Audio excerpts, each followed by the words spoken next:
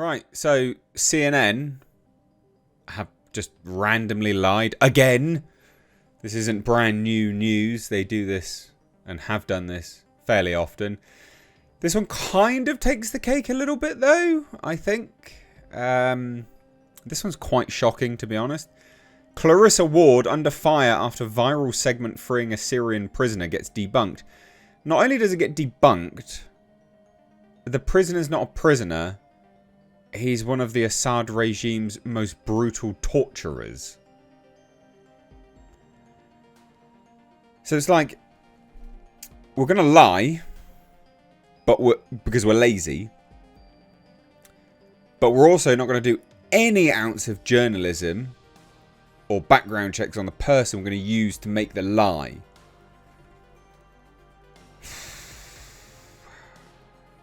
You can't hate mainstream media enough. You really can't. So what I do like about this, though, is it perfectly illustrates why the internet wins, why it's surviving now, why it's blossoming, blooming, and why individuals in old legacy media are looking to control it, why governments are looking to control it, because they can't control narratives anymore. You know, they're unable to control a narrative, and once governments were able to do that, you know, put it out on this news station, put out on the news, this has happened. Oh, okay, cool, yeah.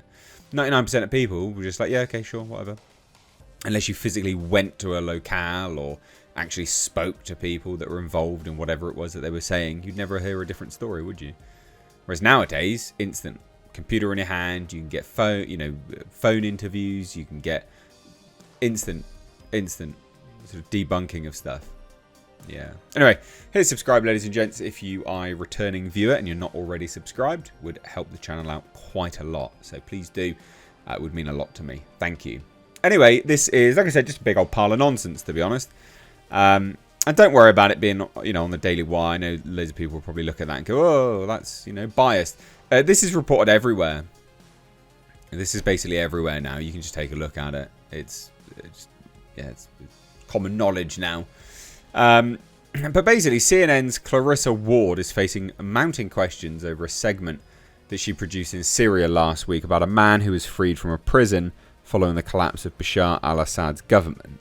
Verify Psy, which is part of Pointer's international fact-checking network, looked into the man. So someone else did the journalism, basically. So they looked into the man, who identified himself as Adel Garbel, and determined there was no such record of that man existing. Instead, Verify Psy says it identified the man as Salama Mohammed Salama. A man, they say, was a first lieutenant in Syrian Air Force intelligence, notorious for his activities in Homs, and notorious as a torturer, a brutal torturer. So not only was he just... Not only did they just make it up, oh, they're just freeing some man, they couldn't even get the guy not to be a brutal, arm of the dictatorship. Like, what the fuck, man? CNN's a clown show. So, residents at the Al-Bayada neighbourhood identified him as frequently stationed at a checkpoint in the area's western entrance, infamous for its abuses. Abu Hamza reportedly managed several security checkpoints in Homs and was involved in theft, extortion, coercing residents into becoming informants. And according to locals, his recent incarceration, lasting less than a month, was due to a dispute over profit sharing from extorted funds with a higher ranking officer. This led to his detention in one of Damascus's cells, as per neighbourhood sources. Despite his seemingly innocent and composed demeanour in the CNN report, Salama has a grim history. He participated in military operations on several fronts in Homs in 2014, killed civilians, was responsible for detaining and torturing numerous young men in the city without cause or on fabricated charges. Check this out. Many were targeted simply for refusing to pay bribes, rejecting cooperation, or even for arbitrary reasons like their appearance. This guy is a literal monster. But they're like, CNN, we'll use him. These details were corroborated by families of victims and former detainees who spoke with Verify Site. I mean, this is mental. So the report said that the man has been trying to get sympathy from the locals following his release from prison by claiming he was forced to do those things. Bollocks. You know, they say he's changed his phone number, deactivated his social media accounts in an attempt to erase evidence of his involvement in armed activities and war crimes. The report called on CNN to address whether it deliberately misled its audience or if it fell victim to misinformation, which they said the network would need to explain what led to the mistake.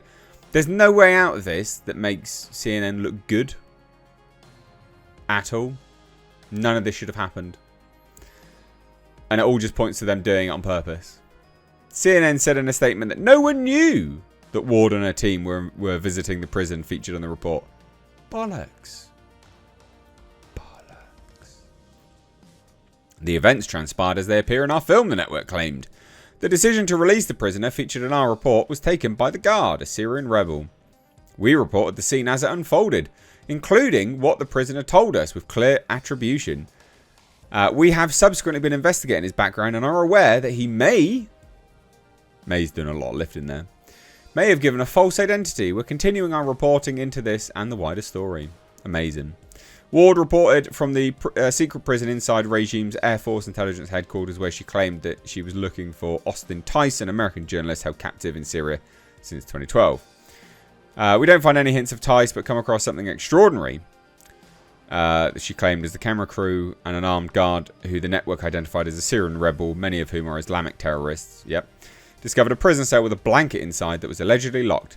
She claimed the guard made them turn the camera off while he shoots the lock off the cell door. Why? One, because that didn't happen, obviously. He's not like, oh mate, I've got this epic, door locking, shooting ability. You got to turn the camera off. I can't let that get out. Bollocks. That didn't happen. Bollocks.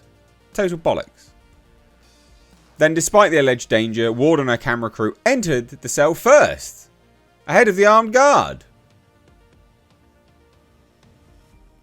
Bollocks. Ward then started calling out in English.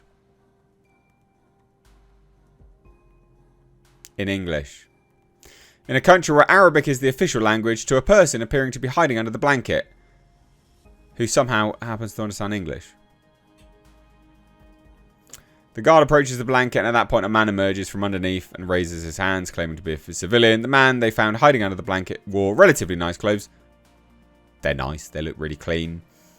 Did not appear to be starving. His hair and beard were trimmed recently, and he didn't have any injuries.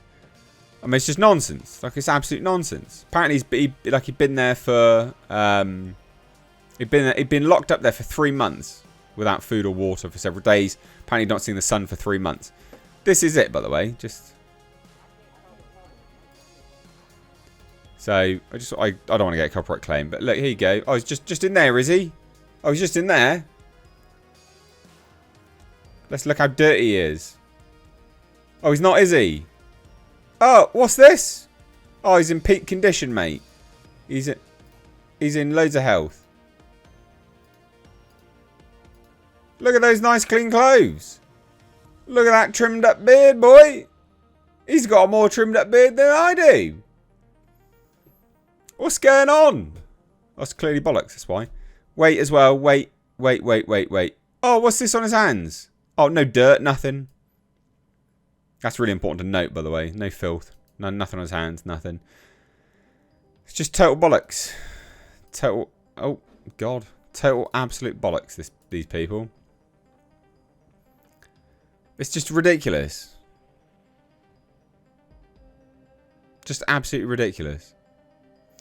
You can't hate the media enough. Leave your thoughts down below.